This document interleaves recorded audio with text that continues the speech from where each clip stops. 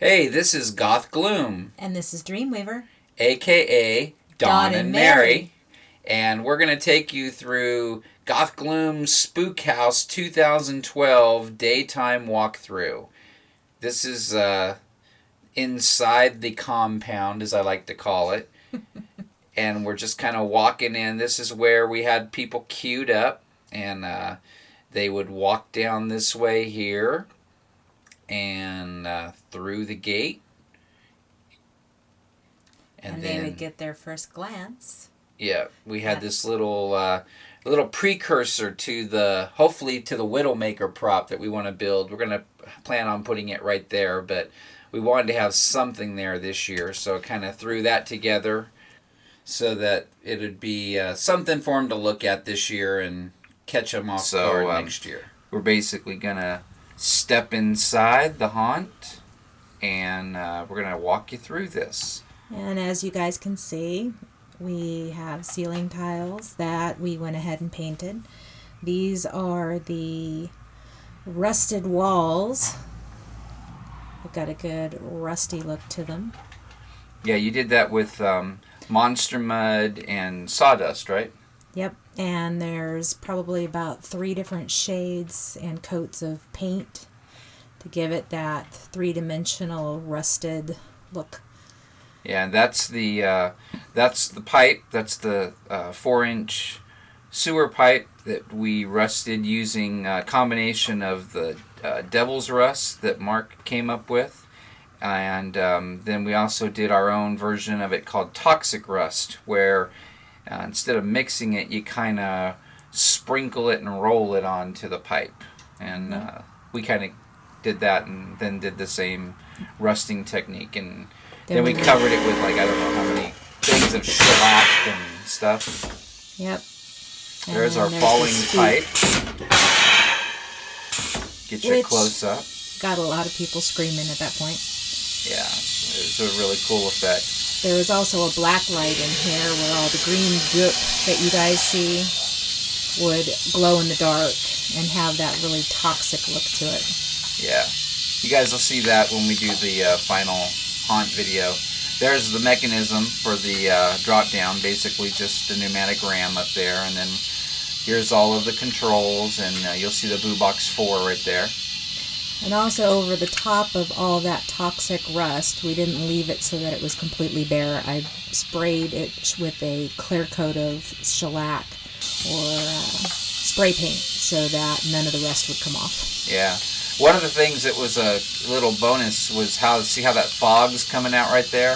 The fog was basically being pumped into the pipe for the broken pipe, and it was oozing out of some of the seams and stuff because we didn't glue any of that. That's just screwed together. So that was a cool added effect. It just kind of brought that all the way down.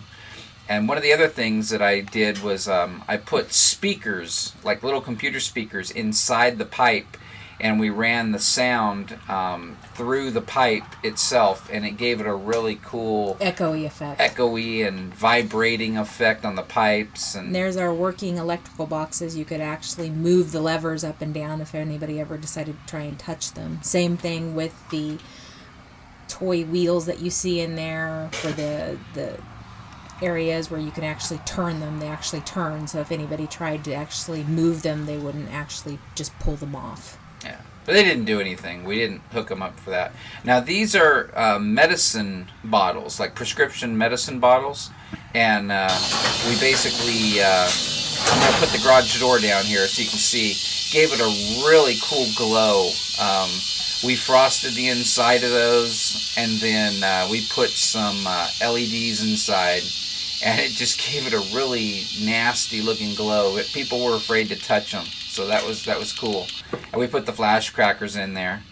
There's a real good close-up of those. Greg ended up making those for us. And the flash crackers have a nice sticker on them. Yeah, Mary made a little sticker for him. So here now we're around the corner where the crates are, and you can see that we recycled our walls from the bedroom. Those are the moldy wall effects. Yeah. Then we created crates from scratch, and then I did an aging technique on them so that they look like old crates that have been sitting around. And then I also spray painted some of the stencil artwork that you see on there. Yeah. Here comes the falling crate. And it worked okay. I don't know how many people really seen it. It was probably too high. A lot of people were too terrified to even look up. Yeah, all that detail up there of the ceiling and stuff. Like, nobody saw that fog machine up there. I guarantee it. They weren't supposed to, but nobody hardly saw that ceiling tile. I don't think. I saw it, and I was really happy with all that detail that we did on it. But the ceiling tiles actually worked really well with those painted vents. They actually made it look really industrial. Yeah, yeah. So if anybody did look up, they saw that. Now that's a back shot of the crate with the air cannon in it. We had that just kind of sitting in there, and I stood right here and went wah around the corner like this. I went one wah. There we go. So that was kind of my hidey spot. Nick was over in the shock cage there, and we'll get to that in a second. And that kind of actually. I want to show you that all of these were like secured to the walls and to the floor, because they got knocked into a lot, and hey, they survived. They survived all the people slamming into them. And then we decided to put these little bumble balls inside. These are little things we got at the Cracker Barrel. And you put a battery inside of it, and then it's got like a little gyroscope kind of thing in it that spins around to make it offset. So when we put that inside of the box, I made these little trap doors that you'll see right there. And when you put them inside the box, check out what they do. It's a really cool effect. And from the other side of the wall, from in the lab, all you could hear was people going, "What is that? What is that? What's in that crate? What do they got in there?" Yeah, we had 3 different bumble. And it check also out how the helped tail when the comes down tails come out. out. Now, the ones that we happened to cut the holes in happened to be the ones where they had live animal stickers on them, so people weren't sure if there was actually something living in there or not. Yeah, I think a lot of the live animal stickers and stuff fell off. Yeah, they were spray glued on, and either people peeled at them, or I don't think anyone really peeled at them. I think they just fell off with the cold and heat in the garage. But so we had one in that first one. We had one in each tower, basically. And there was the live animal sticker that survived. You can see There's some one that fell off. Yeah. But you heard with 3 of those and all the sound of the haunt, it was pretty wild. People were like freaked out to walk around the boxes, and we put those in there to slow them down. And there is the furnace that I carved for Don. We had a video monitor in there with a flame effect that he had found. And he decided he wanted a furnace, so I took and carved that all out of foam and painted it. It's probably got about 2 coats of paint to make it age, to make it look like it's fire burnt. And then we've also got the bars, which I rusted out to make them look like old rusty bars. And then down below that is a wall that I monster mudded and then painted to give it a cinder block effect. Yeah, and that's the shock cage right there. So Nick was behind there with the shock wand. And there's my old aged door going straight into the lab. I went ahead and aged that with a paint job and some lead effect. And then there's some more of the paneling, the ceiling paneling. That we carried that throughout the entire haunt, pretty much. It definitely gave it a 3-dimensional effect, and nobody really looked up and didn't know that they weren't actually in a garage.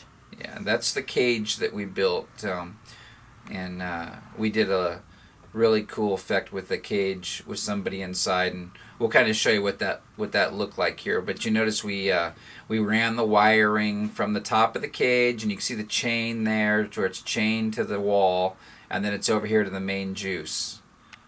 I got Mary out here to show you guys kind of how this whole thing went, because you'll see in the video eventually that we'll post. But basically, Mary would come over here, throw the switch, do her spiel.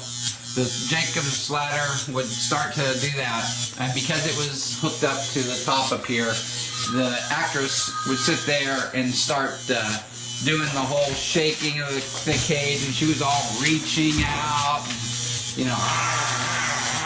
And people thought, well, she can't go anywhere, you know, she's in that cage, and then all of a sudden she would just come out, and she's like right there. There's one of the casters. It was a really cool effect. Like I said, you can see how the cage just rolled right out. And, you know, with the darkness in here and the way we had it lit and stuff, you know, nobody could tell that that was separated. And we got a lot of people with this effect. It did a really good job. And the funny thing was, is that thing was only thrown together like we were open on Saturday and Halloween, and we threw that together, Greg and I. He pre-drilled some of it the weekend before, so he probably put about 4 hours into pre-cutting it and pre-drilling it, but we seriously assembled it, mounted it to the wall, and painted it all within 24 hours of opening. So, pretty cool effect for that.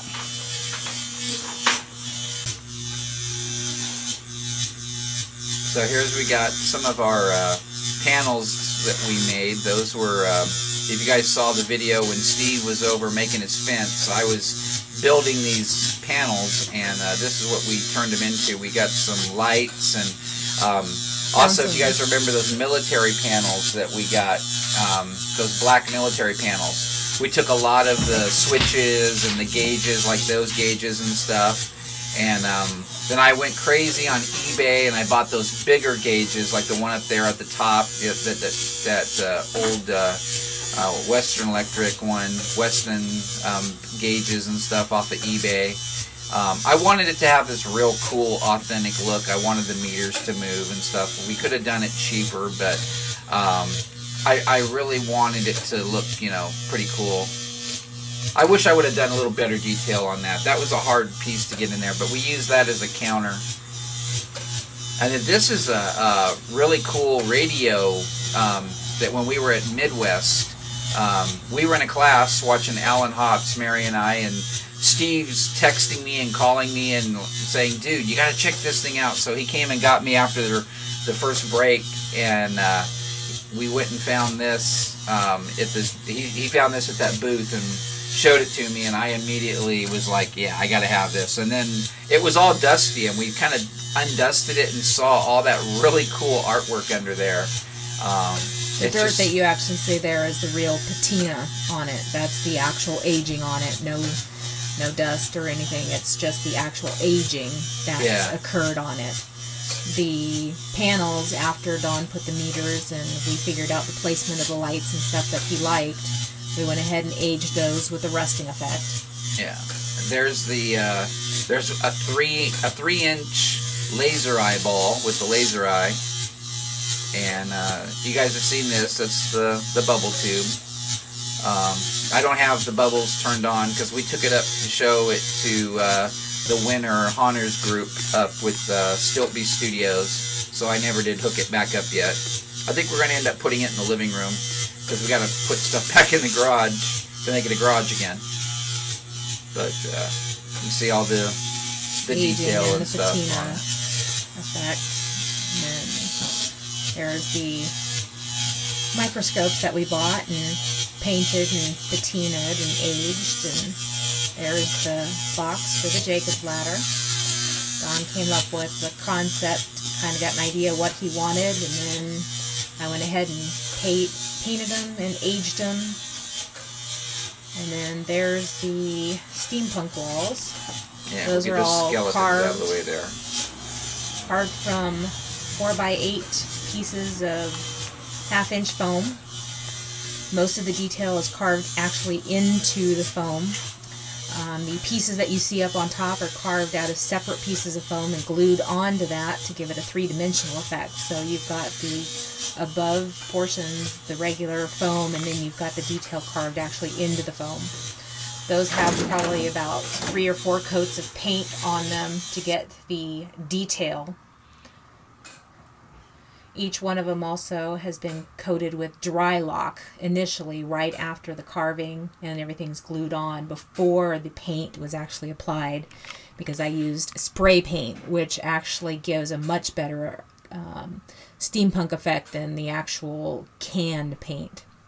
So that's probably about 4 coats, different colors, base coat, and then different shades to give it the 3-dimensional aged look to them. Yeah, and you're not really seeing the metal look in this video here because of the way that the lighting is hitting it and stuff. In some of the later videos that we'll post of the actual haunt, you'll see how it really looked like metal. I mean, it was just pretty awesome. We were really happy with the way that turned out. And I don't know, really, we had a lot of eye candy in there with the all the lights and all the stuff moving, and Angela in the cage and Mary as the doctor and stuff. There was a lot of stuff to be looking at, and we moved the axe door and just kind of used it over there on the side there. That's the ethereal effects little box that runs all the LED lighting it bought. So we're kind of going behind the scenes here, behind the shot cage. That's where we had the security monitor, and there's the shock wand. Obviously, if it was hooked up, you'd see it, shock, but it's all the miles of cabling and stuff that ran all the security cameras again and stuff, and backside of the fire pit, and then that was the security camera. Both sides of this had curtains so that you couldn't actually see the actor behind the scenes. Yeah, and you couldn't see any of the purple stripes there. So we're back outside. So this is where they came in, and this is a full walkthrough here without us stopping to talk about everything. And this is kind of what it would have been like if you're walking through during the day and just walking through. Of course, the door wouldn't be open. The actual front wall panels would be on. Yeah. But this kind of gives you the idea of what the perspective was. And really, nobody looked up. Like, I don't know how many people really saw that. The ones that did commented on it. So I guess, I guess that's cool.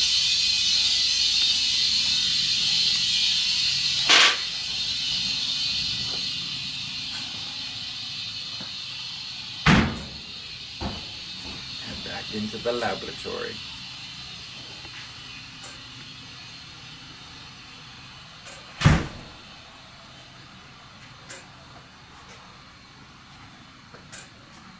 And then we're going to show you, we had all this all lit up with black light and everything underneath there, and kind of just wanted to put something down there to have all those pieces and all those chemistry vials and stuff. And then back out, we had the laser things spinning around in there, and then to the graveyard. Check it out. Oh, wow! Is that cool or what? Oh my goodness. That is freaky. Yes, it is, Christy. And as you can see, the little kitties are out enjoying Puff doing his thing. Yep, it's Halloween night at Goth Gloom Spookhouse, and we've got a lot more of this nighttime video to come. Absolutely. I just got to do a lot of editing. So we'll be posting that soon, and leave your comments on the doobly-doo down below. Thanks for subscribing. And this is Goth Gloom And Dreemweaver. Stay spooky.